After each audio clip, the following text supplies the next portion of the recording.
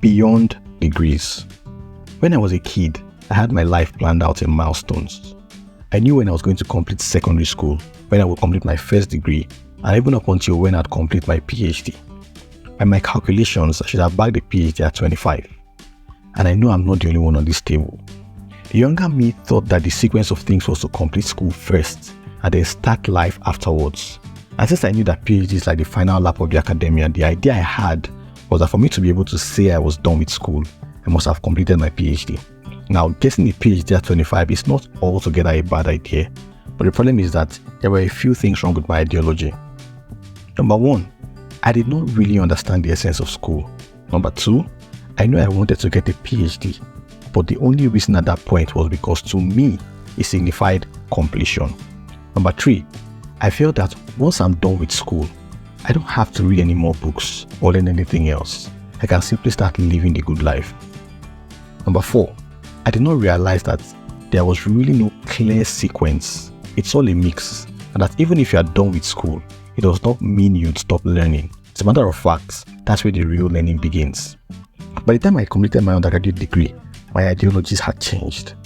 A lot of people expected me to go do a master's degree immediately, especially because I had what you can describe as a sterling academic record. But I had a problem with the idea of going for a master's degree at that point. The question I asked myself is, why? Why am I enrolling for a master's? To what end? Why would I even need a PhD? I began to question my initial ideas, and there was no way I was moving forward without a clear why. And so instead of enrolling for a master's degree, I got a job instead and began to solve real-world problems. I know that a lot of people are like the younger version of me.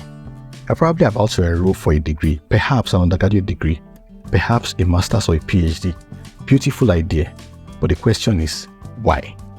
As I grew older, I began to question everything. If this is what everybody is doing or what everybody expects, why? If I can't find a strong why, best believe I won't do it. I'll probably take the opposite route. Now let's stay on course. We're talking about the essence of school and lifelong learning. Now, coming from someone who has a degree and a half, it may be a little hypocritical to advise you not to go to school. But my main concern would always be the reason behind your decision. I think we all agree that basic education is essential for everyone. The part where we do not all agree is on the relevance of higher education, higher formal education. Do you need a degree to be successful? Why do you want to enroll for a degree in the first place? Why do you want to enroll for the specific program you are going to study? Do you even understand the essence of school? Do you have the wrong expectations? Do you need school or do you need knowledge? What is your end game?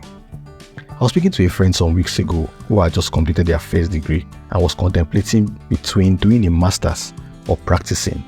I did not have to think twice about the answer. Practice. School and learning is good, but practicability is more valuable. In fact, when you practice for a few years and you decide to go back to the academia, you have a clearer picture of what you want to get out of it. So let me share a few thoughts about what school does and doesn't do for you. There are some benefits you can derive from school irrespective of your course of study. The first one, it can help you develop discipline and build character.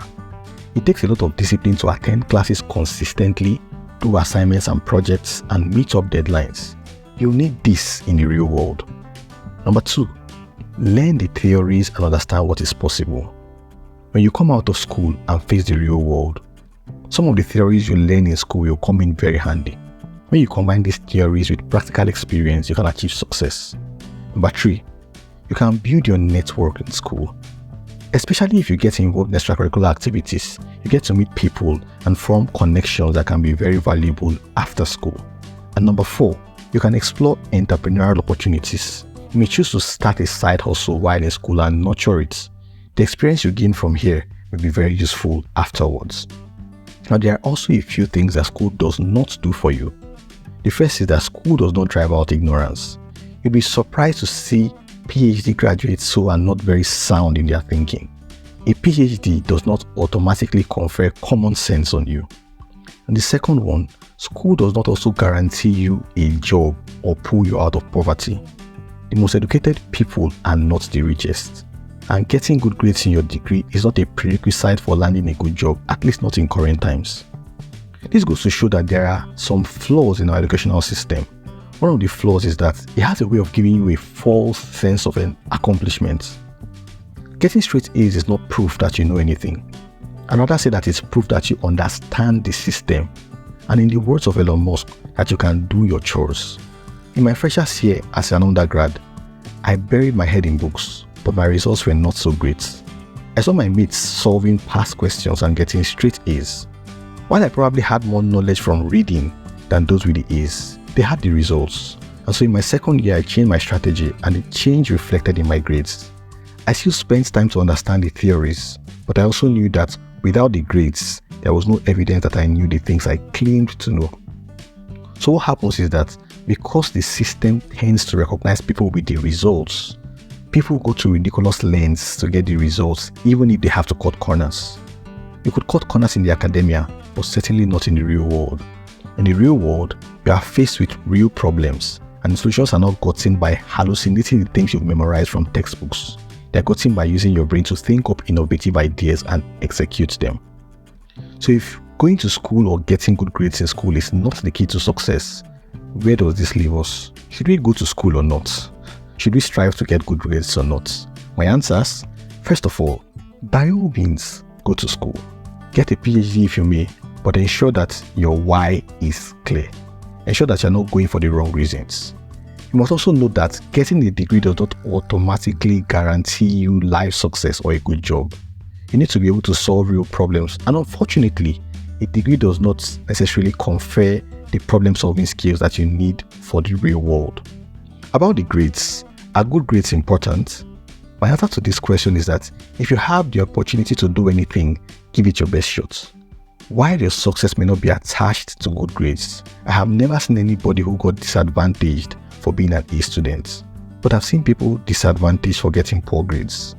Nonetheless, it's important to note that getting a good grade can open you up to more opportunities, but you need to gain real knowledge and skills to stay relevant, and a lot of the things that increase your relevance are not taught within the four walls of a school. To stay relevant for the long term, you must commit to continuous learning. And so the key takeaways for today are this. Number one, we need knowledge and skills to stay relevant. Number two, you could go to school and get all the degrees and still not be enlightened.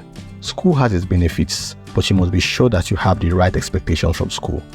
Number three, don't just enroll for a degree without thinking about the why. You need more knowledge, more money, or just the title. Either one is fine, but be sure you are in for the right reasons. Number four, many of the skills that you need to stay relevant and build a successful life are not taught in school. Skills like financial intelligence and practical entrepreneurship, among others. Number five, having good grades does not prove that you know anything. It simply proves that you understand the system and that you are disciplined enough to get things done. But you need to go the extra mile to be truly valuable. And number six, beyond formal education, it's important to commit to lifelong learning. There's no point where your learning journey can be said to be fully complete. Alright, this is where we wrap up today's notes. I thought that it was worth your time. Please share it with someone if you found it useful. Until I come your way again, keep being amazing. My name is Murphy Lamdi Ochoba.